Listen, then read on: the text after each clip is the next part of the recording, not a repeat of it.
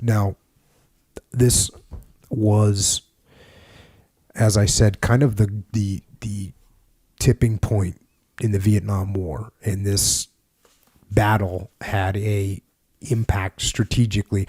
One thing that came from this battle, and I'll talk about a little bit more in the book, but the body count came back. And the body count came back basically as 10-1 or maybe 12-1. So for every 10 or 12 North Vietnamese soldier that was dead, there was only one American killed.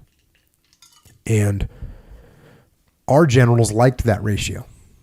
They thought, hey, we can win a war of attrition.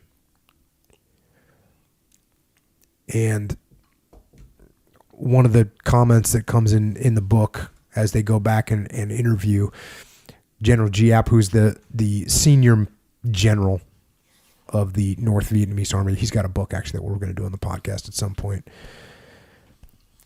He's the mastermind of the strategy. And he said, we thought that the Americans must have a strategy.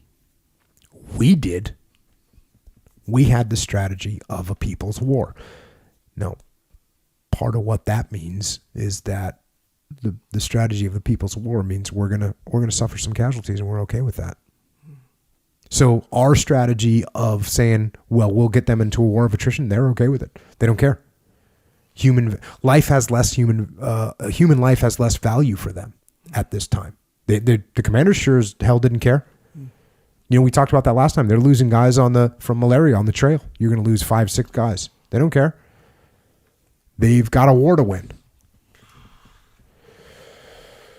So talking about some of the other sort of strategic things or strategic implications from this.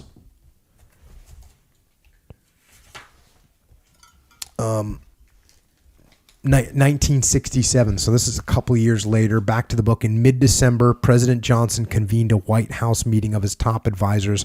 Will Bundy says that McNamara's option number 1, get the hell out of Vietnam now, while the getting is good, was never seriously considered, nor was it pressed by McNamara.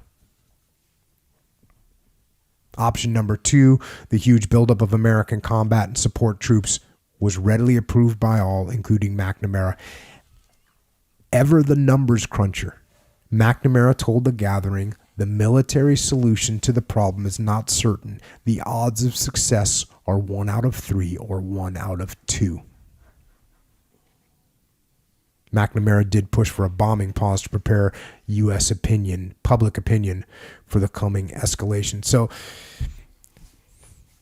again, I'm sure at some point on this podcast we will dive deep into the political manipulation, the political decision making that happened during the Vietnam War. But this is what they're talking about. It's interesting to hear McNamara, even back in 1967, is saying, "Hey, we got like a 1 in 3, maybe 1 in 2 odds of winning." That's not good odds. We don't like those odds.